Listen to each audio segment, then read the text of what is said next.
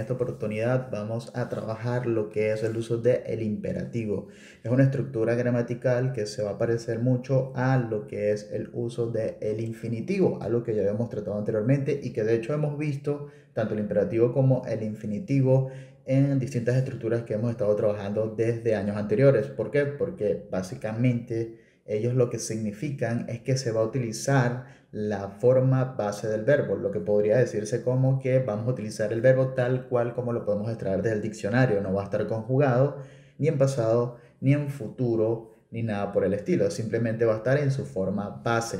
A la diferencia de, el infinitivo, normalmente el infinitivo tiene una particularidad de que se puede trabajar con la partícula tú o se puede trabajar por sí solo. En el caso del imperativo, la partícula tú normalmente no se ve reflejada en su uso y también carece de sustantivo en algunas de las ocasiones, o que también se dice que tiene un sustantivo implícito.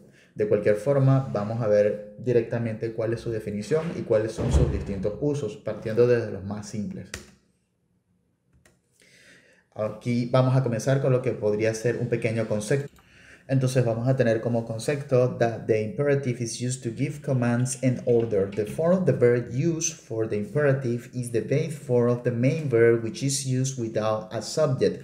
Básicamente lo que habíamos estado conversando al principio, donde nos dicen que la forma que vamos a utilizar del verbo, en este caso el verbo principal, va a ser la forma imperativa, ¿verdad? Que viene siendo nada más que la forma base del verbo, el verbo principal, y la cual es utilizada sin un sujeto, aunque ya les dije que la mayoría de las oraciones en imperativo tienen un sujeto implícito. Ya nos vamos a dar cuenta de qué forma. En el ejemplo, por ejemplo, fíjense, ejemplo A, tenemos walk to the corner. Vemos que la oración no comienza con un sujeto como estamos acostumbrados, en este caso a ver un pronombre personal o de cualquier tipo, sino que directamente vamos a comenzar con la forma base del verbo sin la partícula to, que es como normalmente se refleja en un diccionario.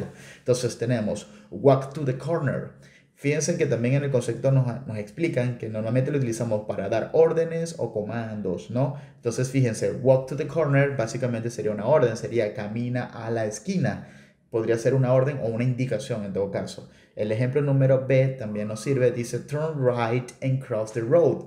Esto básicamente se está refiriendo a una dirección, que también podría ser no una orden, pero sí podría ser una sugerencia. Dice turn right and cross the road.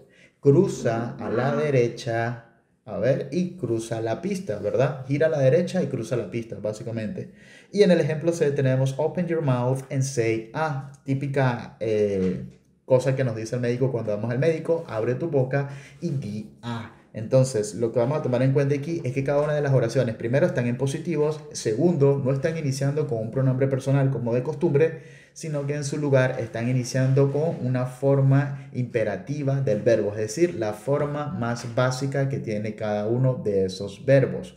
Habiendo entendido esto, vamos a pasar a lo siguiente.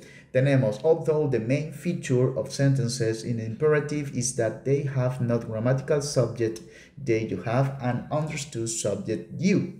The basic form of the imperative remains the same whether it is addressed to one or more people. Si tomamos en cuenta ambos párrafos, en el primero nos indican que a pesar de que la forma del verbo que se va a utilizar en el imperativo no tiene un sujeto explícito o gramatical, como dicen acá, es decir, no se puede ver, hay uno implícito, que en este caso normalmente siempre es you. ¿Por qué? Porque cuando damos una orden y no decimos a quién, se está refiriendo a la persona que estás viendo, por así decirlo. Así que aunque no lo nombres, aunque no digas su nombre, se sabe que no vas a dar una orden al aire, se lo vas a dar a alguien en específico que normalmente es you. ¿Por qué normalmente es you? Porque también sabemos que you lo podemos traducir tanto en singular como en el plural y los imperativos funcionan en ambas formas, como nos explican en el siguiente párrafo, en la siguiente línea, donde dice the basic form of the imperative remains the same whether it is addressed to one or more people. Es decir, que cuando das una orden puede ser esta referida a una o más personas. Recordando, retomando lo que vendría siendo el significado de you, donde podemos traducirlo como tú o como ustedes. Veamos los ejemplos para entender mejor. Tenemos el ejemplo A donde dice come on Mary ain't waiting o come on girls you are late. Fíjense que estamos utilizando exactamente el mismo verbo, come on, que significa ven, o apúrate, también podría ser come on, vamos. Puede verse de varias formas dependiendo del contexto que lo uses. En este caso en particular vemos el come y tenemos el on porque estamos hablando de un verbo fraseal que también los conocemos. Sabemos que son verbos que normalmente se unen a una preposición o a un adverbio. Estos también se utilizan mucho de modo imperativo. Entonces tenemos, vamos Mary, estoy esperando, o vamos chicas, ustedes van tarde. Habiendo entendido esta primera parte, vamos a pasar a la siguiente lámina. Y acá tenemos, there is also a special type of imperative using let's. Esta partícula que la solemos ver muchísimo en las escrituras.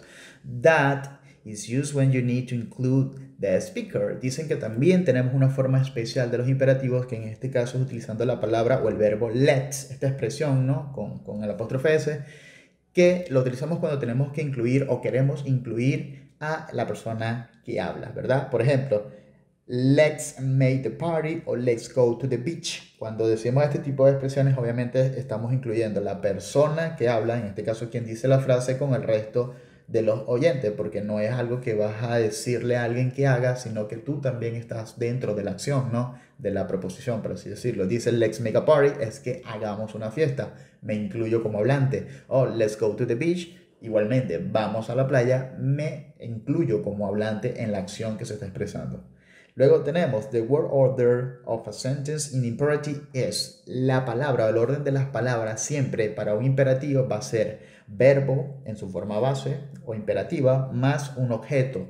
Aquí entre paréntesis nos dicen if needed porque a veces no necesito un objeto. Un imperativo puede ser desde una palabra hasta dos. Yo, por ejemplo, puedo utilizar para hacer una regla, decir shut up, que significa silencio o cerrar la boca, y ya se tendría en cuenta como un imperativo sin objeto. Pero si, por ejemplo, digo take out the garbage, ahí sí tengo un objeto, porque estoy diciendo take out de saca, por favor, o saca directamente. The garbage vendría siendo el objeto, saca la basura. Entonces, eso para que lo tengan en cuenta. Ahora tenemos the negative imperative is made with do plus not or don't. Es decir, para hacer una negación, como es de costumbre, vamos a utilizar do not o simplemente vamos a utilizar la contracción don't. Look at examples. En la letra A tenemos don't lose the key, refiriéndonos a no pierdas la llave, y do not come back without it. No vengas sin ello. ¿Correcto?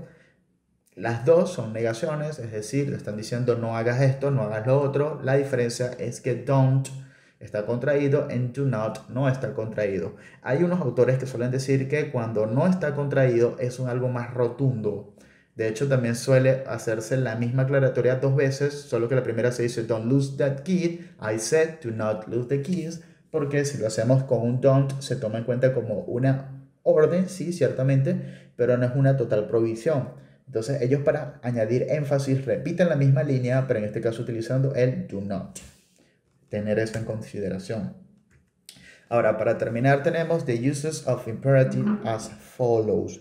¿Qué sucede? Vamos a ver 4 de los usos más comunes que tiene el imperativo. El primero de ellos, to give an order, dar una orden. Sería go away, que sería básicamente lárgate, stop that, detén eso, and keep quiet, mantente tranquilo, serían órdenes, ¿no? Luego tenemos to give instructions, para dar instrucciones. Don't use this spray near a naked flame. No utilices ese spray cerca de una flama, porque básicamente es inflamable. Es una instrucción que de hecho los frascos tienen. Apply the glue thinly and leave it for 10 minutes. Aplica un poco de goma, ¿verdad? Y déjala secar quizás por 10 minutos. También podemos verlo en instrucciones de algunos frascos de glue. Vamos a ver estos dos últimos usos.